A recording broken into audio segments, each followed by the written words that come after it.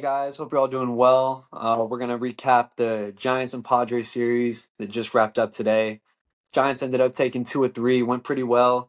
There's a lot of stuff to talk about, a lot more. It's gonna be a lot more positive today, a lot more positive than the last episode for sure. Today I got another special guest with me today. This is my bud Jack, also known as Giant Hot Takes among social media platforms. How you doing today, Jack, bro? I'm doing fantastic. I mean, Giants take two or three seasons back on. Tweeted out like my mental state's in considerably of a better state than it was on Sunday night. So excited to talk For about this sure. game. Excited to be on the channel. I appreciate you having me. Yes, sir. And he's got an X, biggest Giants account on X, or did I make that up? It's up there. We're for I think for like non-media. It's like me and Bay Area Trav, Yeah, but I it's a mean box over connect. Pav just doesn't even count. He's got a Yeah. YT as well that I'll link in the description. He's also got an Instagram that's growing, so make sure you go follow and subscribe to all those. Much appreciated. He's growing on IG. He's catching up a little bit. So good graphics too. Good designer. Good designer. Anyways, I wish I could take credit for those, but it's a nice little perk. Anyways, so yeah, in this episode, we're going to talk about the series, obviously.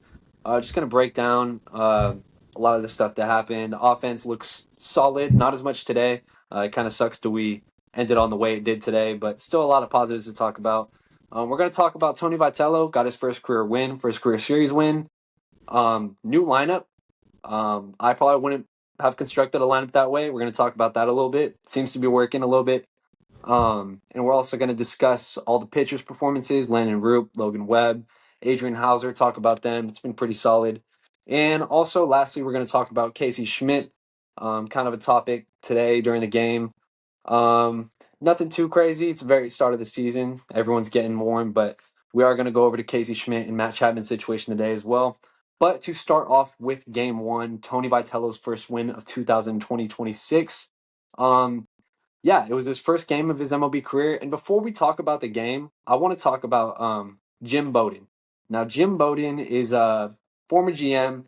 He's still got a big voice, Foul Territory podcast, gets a lot of views. So when he says stuff, people are going to see it. When Tony Vitello was hired, it was a big outrage. You know, everybody had an opinion, whether it was a good one or a bad one. Everybody had an opinion. That's why this hire was so interesting to many people. And so everything he does is going to be under the microscope to anybody. And I think it's safe to say that Jim Bowden had a successful hate watch over the Yankee series this past weekend. And he went on Foul Territory and he had some harsh comments for Tony. I got a quote right here. To me, it looked like a college coach trying to be a big league manager. That's a real quote. That's a like you don't say. This guy was just coaching college and he's a big league manager. That's an interesting quote. He also talked about the ambulance in left field, why it's placed there. Not sure where else you place it. Yeah, he just kind of rambled in a little bit. I just wanted to get your thoughts on that. What you think of Jim Bowden? Is he right, or is that just ridiculousness and overreaction? Yeah, no, I mean, so if anybody's followed me at all, I'm probably the biggest Tony Vitello supporter. It leaked that we were talking to him with Andrew Baggerly in like September, and I tweeted out like, if we hire Tony Vitello, I'll streak in downtown San Francisco. So it was like, there's just not a chance in hell we hire this college guy. I love the way his teams play. And as Colton just said, it's very controversial hire for whatever reason, like the big boy club with the experience and that whole, I don't know what the word for it, but all those experienced guys were kind of offended by the hire. You get a GM like Jim Bowden, he's a former GM, he got caught embezzling money with like, with Dominican. I'm not sure how it works, but he's on foul territory for a reason. But he comes out with that quote, as you said, to me, it looks like a college coach trying to be a big league manager. I'd love to have him on, love to talk to him about what he means by that. It was a 3 game sample size. They played, the Yankees look incredible. And then Bowden also said, you didn't mention, that he felt embarrassed watching it. And he also said that Tony Vitello should meet with Bruce Bochy and Dusty Baker before every single press conference. I mean, I just can't wrap my head around the stupidity. There's a very weird thing going on with media. I actually think our media has done an okay job with Vitello, but just people rooting against him. I mean, the guy coached 3 games. I didn't think he made one bad managerial decision against the Yankees. He left Baraki in against Judge. Besides that, the offense was dreadful. It's the same players as last year. They go out and win the series this week. Just calm down and let it play out is what I say. Just calm down. Yeah, I agree. I don't I've never seen it was a crazy reaction. Like you said, it was nice to see Alex Pavlovich. He replied to the tweet, and he was kind of just like, by the way, they have the ambulance in left field because that's the only reasonable place they can put it without it getting like it's someone's gonna hit a homer. It's not that big of a deal. It's gonna hit it. I don't know. Just stupid. It was just a stupid podcast. I think Jim Bowden's opinion doesn't really matter clearly. I don't think he would say that. He kind of ended up. I don't know if you watched the whole thing. He kind of ended up backtracking a little bit at the end. He was kind of like, I want to see him succeed, da da da, like the usual backtracking. I don't Yeah, believe that for a second. I don't think he would. I would love to see them talk face to face. It would be awesome. It'd be electric. But we're gonna move past that. Hopefully, he gives us more stuff to talk about throughout the season. But game one, we're gonna talk about Landon Roop. Wow, did he look amazing? 6 innings pitched, 7 strikeouts, 2 hits, 2 walks, very similar to Logan Webb, signs of Logan Webb. This is going to be his first full season, technically. Last season was, but he very injury plagued. Is this going to be a big year for Landon Roop? What did you make of his performance? And what are the expectations? What do you have for him in 2026?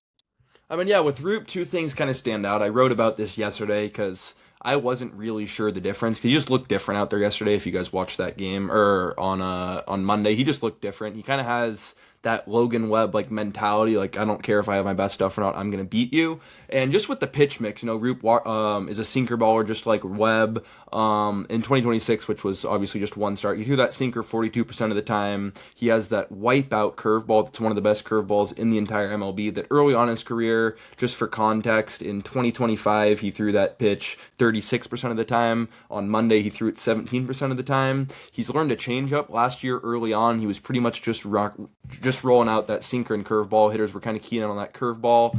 Second half of last year, he started working in that changeup. Changeup looked very good again on Monday. So he's turned himself into a nice 4-pitch guy, and then he worked in a cutter 18% of the time against lefties, threw it a lot against righties. But just that 4-pitch mix gets me really excited. It's cool to see a guy in our system actually develop some pitches and not just plateau at age 24 and just go down, which is kind of what's been happening. But super, super excited. If you're not on the Landon Roop train, I think you should get on it now. Yeah, for sure. I was very excited. I actually couldn't watch that game. I saw the box score. I was able to watch the highlights. Absolutely nasty stuff, obviously. But I'm very excited to see what Landon Roop can do in 2026. And good breakdown, by the way. Good numbers. Appreciate you giving us the rundown there. Yeah. Good stuff. And also in that game, the Giants were able to score 3 runs. That was the most runs they scored all season at that time through 4 games. They had a 3-0 lead. They had a 3-0 lead going into the ninth inning. Closer Ryan Walker comes in the ninth inning. It wouldn't be a Giants baseball season without some torture baseball. Gives up a 2-run shot to Jackson Merrill. He still got the save. So, people made a big deal, but not that big of a deal. How long is Ryan Walker's leash going to be if he continues to give up runs? Just because the Giants don't really have exactly a ton of closer options. Do you think they'll be quick to yank him of that closer role if he continues to play like he did on Monday night? I mean, yeah, it's a pretty nuanced conversation because I was Team Ryan Walker in the offseason. I thought there was plenty of signs for positive regression. His stuff was not that much different from his 2024 year last year. But there's just something about the ninth inning with Walker. He looked fantastic all spring, had zero command issues. I'm not sure if he walked a guy in the entire spring in like 6 or 7 innings. And on Monday, he comes in and throws 11 strikes on 22 pitches. If you didn't watch that game, the misses were wide. Like Patrick Bailey was having to jump for some balls, was having to lean for some balls. Like it was a shocker. Even Kruk and Kipe were like stunned. Then he hangs that slider to Merrill, and like you could feel it 3 pitches into that outing that this was not going to be a good one. We've seen that story too many times before. He ends up getting out of the jam. But going back to your question is how long can this leash be? I think you probably need to wait until this bullpen gets shored up with the return of Sam Hentges. Hopefully Jason Foley's back, but you can't continue to waste games. This team's, I think over under was 84.5. The playoffs are probably, you probably need to win 87, 88 to feel comfortable. You're 3-4 blown saves away. If you don't blow those games, then you could make the playoffs. So there's no time to waste. I'd give him a couple more weeks, depending on how it looks. But if he goes out and blows like 1 or 2 games against the Mets, you got a guy that like Keaton Wynn looked pretty damn good that game too. Then I definitely think it's a conversation. But he's definitely got a little bit leash left, if you ask me, and I know fans aren't going to love that. Yeah, for sure. No, I agree. He was the closer. In 2024, he did great. I do think he deserves a bit of a leash. I am interested to see how he does, although he, hasn't really been good in the ninth inning since 2025. But like you said, Keaton Wynn, I was very excited to watch him back, see how he did. That was amazing. That was electric. Very excited to see how he can do in the bullpen this year. For a bullpen that's going to need all the help that it can get. And it's actually performed really solid up to this point so far. Very small sample, of course. But that goes with everything, Ryan Walker, very small sample. Still going to see him. He's going to get a lot more closer opportunities, we're assuming. And hopefully, a little less torture baseball would be nice. Maybe I'm asking for too much by asking for that. But yeah, so let's move on from game number one. It was first win of the season. Boys were celebrating in the dugout. Seemed like they're kind of in on Tony Vitello. I don't think they ever weren't, but it's just good to see that first win out of the way. Game number two, what a game this was. By far the best game of the season. I really enjoyed watching it. You don't get to watch a lot of games like game two on Tuesday yesterday. Um, Offense just absolutely explodes. Adames leadoff went 4 for 5. Um, I don't know if he ever hit leadoff for the Brewers, but man, this is the first time he's done it as a Giant, and he's been absolutely electric. Jung Hoo Lee had 3 hits. Awesome to see that from him. And what did you make of the offense? I mean, how much like hope like does a game like Tuesday give you for this offense? That's kind of like the expectations like I had for them going into this season. I mean, yeah, it's a ton of hope. I mean, you saw those preseason rankings for this offense was just kind of like 15th. I saw there was some as low as 18th, and it just didn't really add up with an offense with Willie Adames and Rafael Devers. And I think Ramos has a good shot. You got Arise comes to the mix. Not a huge Arise guy, but he definitely has some value on this team. Matt Chapman and Jung Hoo Lee are good, but going back to Adames in that leadoff spot, you heard the chatter. Giants are 0-3 coming into this series on Monday night. You get that lineup. Adames is leading off, and you just see tweet if you go on KNBR's page with like our lineups, these tweet of lineups are getting like 400,000 views and just Tony Vitello, he thinks it's a 70 game season, he's shaking things up, he's panicked already, and then Adames just rakes in the leadoff spot. So I just wanted to say something like let the praise be as loud as the critics. Adames goes 4 for 5, home run, looked incredible, looked like mid August Adames last year, which is electric to see. He wasn't as great today, but besides that, Rafael Devers isn't looking great, still kind of finding some hits. And that offense, I don't know, it's just kind of, I know we've talked about it in DMs. Like, if this offense is the issue early on, like, that's what you're worried about, I do think this team will be in a pretty good place because there's enough good hitters here that this offense is going to figure it out. And if the pitching holds up, I think you could be in for a pretty fun summer. Sure, without a doubt, I agree. You mentioned Rafael Devers. I do recall 2025 when he was with the Red Sox. Had a horrible start. He had that whole first base fiasco thing going into the season. Has a horrible start to start the season. And after he went, I think, 0 for 24, he ended up posting like a 900 crazy OPS after that, putting up MVP numbers till he got traded to the Giants, of course. But yeah, I think it's just a matter of time for Devers.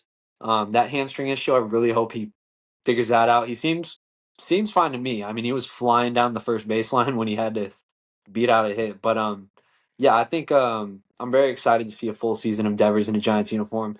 I kind of like I didn't expect a slow start, but I'm not surprised that it's happening. But I'm just waiting for that one game where he hits 2 homers, breaks out. Um, but yeah, this offense absolutely rolling Tuesday. Logan Webb, the pitcher of that game, it's nice to see him get some run support. They might have used all his run support up in that game. I'm not sure. We got to be careful with that a little bit. But yeah, he threw a quality start. Kind of struggled a little bit early on. I think he was around like 60 pitches through 3 innings. Was kind of laboring, but he ended up throwing 104 total pitches in that game, and they also pushed him up a day. So he was going on, I think, normal days rest. I think he might have had an extra day because there was like 2 days off sprinkled in there. But yeah, I think. What did you make of Tony V letting him throw 104 pitches? And he struggled early, but I thought he really battled and looked great in the fifth inning. Struck out Tatis, the heart of the Padres order, really. What did you make of Tony V letting him battle? I mean, it was just such a weird Logan Webb start, right? You're used to just Sure. cruising through 7 innings. He walked 4. He looked terrible in the second and third inning. They had guys Yeah. stirring around in the third, kind of pissed away the lead they had, and then you look down at the score sheet, and he's through 6 innings, 3 earned runs. It's technically a quality start. I know Tony Vitello said in the postgame presser, like if you look back in September, it's going to be one of his favorite starts because Logan Webb, for as much flack as he gets, like he's not an ace. He's a top 5 arm in the sport. On his bad days, he'll give you all this. He was grunting off the mound in the 6th inning, MFing guys. Like I just love that guy in our clubhouse. I'll ride for him. I will be Logan Webb's loudest fan for as long as he's a Giant. Hopefully, it is a long time. But just a bulldog. Always finds a way to win. Yeah, without a doubt. He absolutely battles year in and year out for this team. Isn't making a ton of money for his play. You would think he'd be getting like close to Garrett Cole money maybe. Giants have him on a discount for the next few years when they signed that extension back in 2023. He loves he's very passionate about this team, and I love the way he battles for this team. Like you said, he's a guaranteed 200 innings pitch, always going to fight for this team. And 104 total pitches is crazy. I love to see that out of Tony V, kind of letting him ride out a little bit. But yeah, I liked what saw from Webb. 6 innings pitched and 3 earned runs. Being a quality start will always be funny to me, but it was a quality start nonetheless. And it was just an all around great game on Tuesday. I would like to see that ERA come down a little bit. ERA, obviously, not the best stat ever, obviously, but it's just I would like to see him get back in the Cy Young talks a little bit. Maybe get a couple starts against the Rockies. I think we play the Nationals and Marlins this month. Maybe sprinkle in some of those games. Give him a little break from these powerhouse lineups that he's facing. But anyways, Tuesday was a blast. We're gonna move on to Game 3 today as we're recording this. Offense looked back to normal, like they did in the Yankee series. Defensive struggles a little bit in this game, I think, kind of sailed the game a little bit, specifically from Casey Schmitt and Luis Arias. Arias, in his defense, it was kind of a piss missile that was lined at him. I think it was 100 plus exit velo, but it was still right in front of him. You got to knock it down at least, and it just hopped up on him, which I think that was the Butto inning, where he ended up giving up a lot of runs. Ended up coming out of the game with the injury, of course. But also, I want to talk about the Casey Schmitt situation as well. Had a couple of instances where he just doesn't look like he's a natural first baseman because he isn't. Matt Chapman, obviously, when they met at the mound, had some words for Casey Schmitt, like a lot of us saw. Um, so my thing is, what are your thoughts on Casey Schmitt? Do you think he's better than Bryce Eldridge? And I know they signed Arise to play second base. They told him, hey, like that's why he took the discount to play here because he wants to play second base. But it would make the Giants' lives a lot easier if they simply just swap those two for their positions. Um, but yeah, do you think Schmidt deserves a little bit of grace? Early in the season, I know people when you have a prospect like Eldridge just kind of sitting there waiting to be called up, you're going to hear a lot of noise. And he's also 6'7", so any ball that comes to him, he's probably going to catch. And in a game like today, that would have been nice. But yeah, what are your thoughts on Schmidt and all the noise that happened after today's game? I mean, I've said it to Luis Arias' face. I'd rather have Casey Schmitt get 450 ABs over Arias, but Did, that's a different oh yeah, conversation. And yeah, I said that. If you don't know that, I said I would rather have Casey Schmitt get 450 ABs over Luis Arias. He responded and signed with the Giants like an hour later. that was I don't mind hilarious. Arias. That's Yes, he looks hilarious, pretty man. decent at second base, but it is mind-numbing to trot out a defense with Casey Schmitt at first base, who I'm pretty sure didn't play 1 inning of first base in college or the minors, and you're playing him Right. at first base in the MLB, way out of position. He's out of position at second base, and you have Luis Arias, who, in Arias' defense, has been above average at second base, but you For could sure. have Schmidt at second with Arias at first. Still not really sure. You touched on it earlier. What's going on with Devers' hammy? I hope there's nothing deeper there that he doesn't want to play first base. Not going to read too much into that yet, but I think Schmidt probably deserves a little bit of grace just from people because he's not a first baseman. That's not who he is.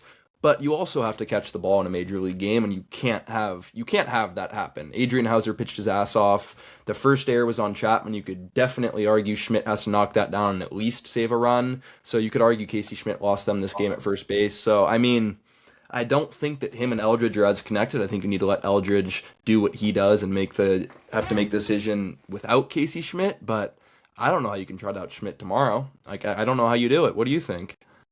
Yeah, I know. It's kind of tough. Like you said, I don't think you could trot him out there tomorrow. But who else are you going to trot out there? You can trot out Gerard Encarnacion if you would like to do that. Um, you can magically heal Devers' hamstring, trot him out there. It just sucks. They're very limited on options, even though they're not at the same time because of a guy like Eldridge or whoever they have in AAA.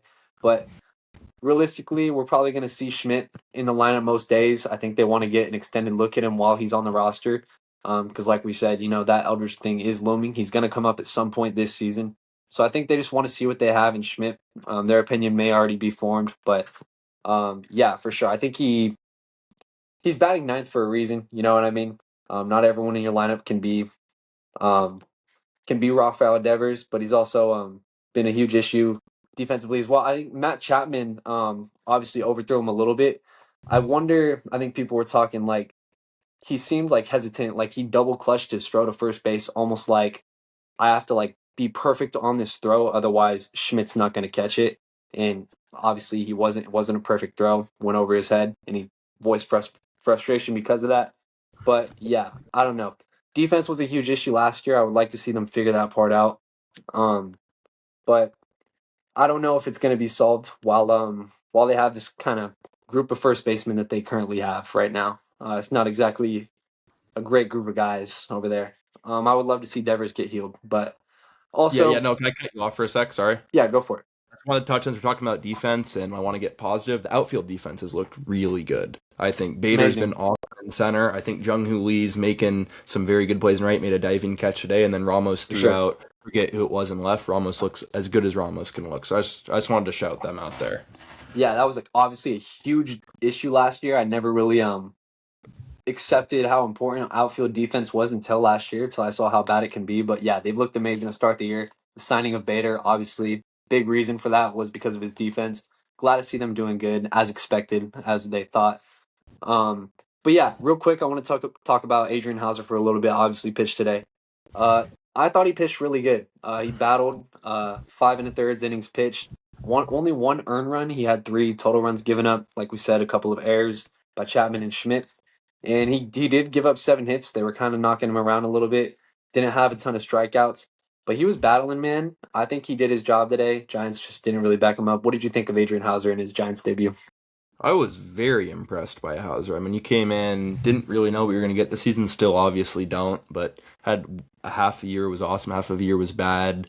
But I mean, the sinker looked pretty good. Still, he kind of has like some bigger misses if you watch that game closely. But 95 sinker, thought he battled, thought he pitched well enough to go to go 5 1/3 with no earned runs if that defense is a little bit better behind him. Just kind of looked like a competitor, and we've trotted out the last couple of years. Like Jordan Hicks was our five guy early last year. Justin Verlander was pretty rough at times, and I'll knock on wood right now, but that first run through that rotation was pretty encouraging. Molly looked pretty good. Hauser as your five guy looked good. Roop doesn't look anything like a four, so I think there's definitely some causes for optimism there. Especially if you're going to get, I was saying, if you get under like a 4.5 ERA from Hauser, you're good. But it looks like they might have a little bit something more there. So, as I said, knock on wood. But I was pretty encouraged by today, even though they lost. No, yeah, without a doubt. Through the first turn in the rotation, I think you can probably, it's not even an argument. I think Webb's probably been I would rank him five through how they've performed so far. And, that's not necessarily, I'm not going to say it's a great thing, but it's also nice to see other guys step up in a rotation that had so many question marks going into the season. It's nice to see those types of performances from guys like Roop, Hauser, Mali, etc. It's been kind of refreshing to see Webb kind of get a break a little bit. But anyways, I don't want to be too negative. Like we said, we took the series. The Giants' top three hitters in the lineup: Adames, Devers, and who is the third? Ramos. They went 0 for 10 today, 6 strikeouts. Not great. Offense struggled a little bit. Patrick Bailey, very. I mean, is it struggling if it's just how he performs, kind of season in and season out? They pinch hit for him in the seventh inning. Who pinched? It was Gerard, and then Her, Susak. Susak yeah. came in after the catch. What do you make of Patrick Bailey? With the implement of ABS, obviously they're making the argument that he's sees the strike zone very well. It seems like they haven't really been aggressive in challenging balls and strikes. But what do you make of him? Like, is this like a make or break season for him? And he's having a slow start. I just think if he keeps hitting the way he's been hitting past seasons and he's looking right now, I don't know if he's a guarantee to be the future catcher of this team. Yeah, it's such a like I feel like you could have a whole Patrick Bailey episode and talk the pros Yeah, and cons for like 3 straight hours because it really, really is quite the fascinating case study. Because you watch him hit and it's brutal. There's just no signs of life or any. It's not like he hits the ball hard and he's getting unlucky. It's like, dude, this guy is like gonna be lucky to get to a 600 OPS. Like, what was he like a 605 last year with a very yeah, hot September? And I yeah, like the guy. I think he has good vibes. He seems like an awesome dude. But like obviously the defense should have won a platinum glove last year, but for sure. is it that valuable with ABS? Because they haven't it's still early. They didn't use ABS much this weekend. Pitchers obviously love throwing to him. His framing's incredible, but it's a very, very nuanced conversation. If you could get another bat, if this offense was better, it would be a little bit more easy, but I was talking to my dad earlier today. Obviously, I mean, Bader had an okay series, but on paper, it sounds a lot cooler to sacrifice the bat for the defense until you have to watch these guys take at bats for 162 games. But I could go back and forth with Bailey all night. I think you keep him, but how long do you want the 605 OPS in your lineup, and what's your backup plan? Like, I don't know. I don't know. At the minimum, I'd like to see Yeah, Susac start against lefties, and I don't need to see Bailey 3 times a series. I don't know if that's for crazy to sure. say.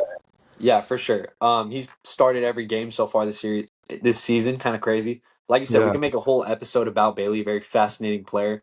Um, but yeah, I think my thing it's very broad, but if the team wins and he plays how he plays, obviously you get to keep him.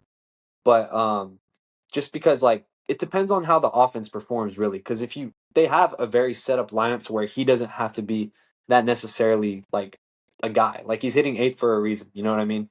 Yeah. So I don't know. It's also like you can't just have the worst OPS in the league and be a lock for the starting job. I don't know. I don't want to get too into it because you can just go on for days.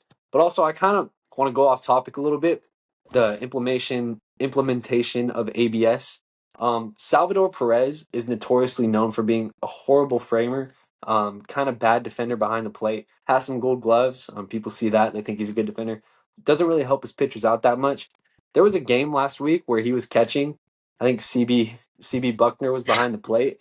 Dude, he was just lighting him up, just tapping his head after every pitch and just nailing it. And when you have a sense for the strike zone like that, you don't even have to be the best framer of all time. If you just know the strike zone like Salvi Perez seemed to do, like it's really crazy like the impact that ABS is having on this game. And I like for someone like Salvador Perez, who like the whole knock on him is like his lackluster defense, I don't think it really matters that much when he knows the strike zone and he can just tap his head and change the call.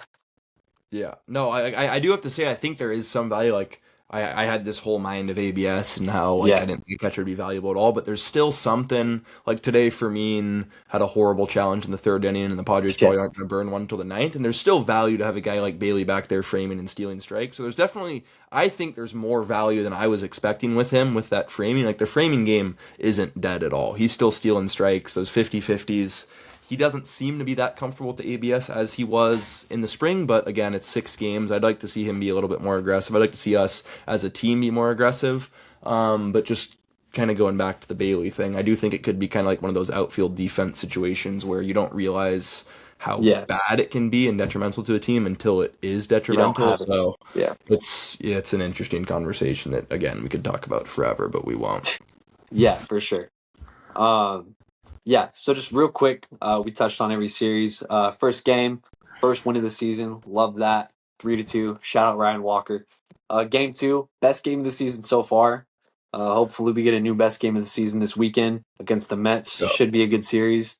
I think it's the most obvious series split of all time. But anyways, game three, ended up losing today. Can't be mad at the series win. I feel pretty good going in the series against the Mets. I don't know. They seem like they have their own thing going on with Francisco Lindor and all. I kind of like what I'm seeing going into the series. Just real quick before we kind of close out this episode, what are your expectations for the Mets series? Do you expect a split? What do you want to see from this team going into that series? I mean, yeah, what's the pitching matchups? We have Peterson versus Ray, Molly versus. I'm going to pull it up really quick. I know we have Peterson versus Ray tomorrow. I have not been the hugest Ray guy in the off season. I thought we should have gotten like another like another guy back there, but he looked awesome in the first game. Obviously, worry against a left-handed pitcher. It's only the second left we've seen this year. That is, I'm gonna hit my desk. Like if this team can't hit left-handed pitching again this year, they're not making the playoffs. Like it's that Yeah, simple. They were awful against Fried, which again, it's Max Fried, but I would really like to see them do something there. As you said, just kind of feels like a split, and I don't think a split's a bad thing at all here. not at all. They're going to miss Freddie Peralta, which is nice. They get Logan Webb going on Sunday. Because Webb's kind of bumped up, they're going to get Webb against a number 5 guy until he slides back in. So that's kind of a pitching matchup advantage. But For sure. compared to the way we were, swept 0-3, didn't feel like we'd ever win a game. Get into the weekend at 4-6, or if you can somehow steal 3 out of 4 and get to 5-5. You just need to make, if you look at the schedule, make it through this month around 500. If you give or take 1 or 2 games, you're in a very good spot. So as you For said, sure. I'm pretty confident, feeling a lot better about the state of this team. Would like to see some Devers bombs this weekend, though. I would love to see a Devers bomb. A Devers splash hit would be awesome. Have we Oh, had a Devers splash hit yet? I thought he got one last year. I think like I thought he like popped one way up against the He Orioles. might have. I think He it was might an have. I orange. just know he's a very all over the field type hitter. But I Yeah, think we're due though. I think we're due for for a sure. Devers splash hit. Maybe even a Heliot Ramos splash hit. Who knows? Yeah, we're But due for it's ridiculous. We don't have a bomb at home yet, so it's a I don't yeah. know. I There's mean, we don't have no much at home actually. We don't. We don't yeah, really one run at home. yeah.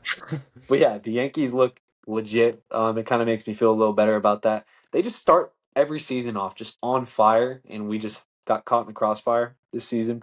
Kind of unfortunate, but yeah. Going into New York, do you have any final thoughts on this episode? Anything we didn't touch on that you want to touch on before we sign off on this episode? Yeah, I mean, just kind of talked about the bullpen. Like, pretty impressed by the bullpen. Just off the top of my head, Caleb Killian threw 2 awesome innings a day. Looked good Great against the today. Yankees. Keaton Wynn, I don't know how many whiffs it was in an inning. That was the best inning of his career. Wasn't even close. Sure. Who else threw? Thought Eric Miller's looked good in his brief times. Ryan Walker, not great, but just overall, like he went into this season, like this bullpen's going to lose this team tons of games, and at full strength, Hentges threw a 20-pitch bullpen earlier this week, should be good to go by probably next week. You got Joel Peguero on that same track. Like this bullpen's trending up. Obviously variable every start, but I feel like I'm not losing sleep at night over it. So just kind of wanted to shout out those boys.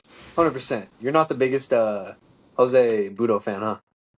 I'm not. It's actually that's another good conversation. I don't know. He looked terrible today. He's out of options. Not sure how he's out of options, but I wonder if he gets Phantom IL'd, but that's an interesting conversation. That could be a DFA candidate because you got 3 guys coming up. Peguero's pretty good. Obviously, Jason Foley's on a big league deal, and Hentges will probably just take Baracki's spot. You'll DFA Baracki, but there's definitely still some fighting in that bullpen right now. Those guys are competing for jobs every day. Yeah, for sure. And it's nice to see that. And I think that's maybe like helped their mindset a little bit. Nothing's guaranteed in that bullpen. Even the closer role, that's up for grabs. Anyone could really be the closer by May. So, yeah, it's been nice to see them perform, though. Even though there hasn't been a lot of leads for them to protect, it's been very refreshing to see good bullpen play when that was such a big question mark going into the season. So, yeah, but that's a good way to end the episode on a positive note. Very, very good series, very positive series. I don't know if you saw the first episode, very negative. For anyone who saw the first episode at home, it was pretty negative. I mean, not a lot to be positive about when you only score 1 run in 27 innings, but a lot better this series. Congrats to Tony V for his first series win in the Major League Baseball, and yeah, go follow Jack. I appreciate him for coming on the show. Usually it's the other way around. He has a pod you guys should check out. I've came on there a couple times. It's been pretty fun. But yeah, he obviously knows his stuff. So glad to have him on the show. And I appreciate you for coming on, man. Thank you. Yeah, of course. It's an honor. Thank you guys. Appreciate you tuning in. Yes, sir. Have a great day, guys. See ya.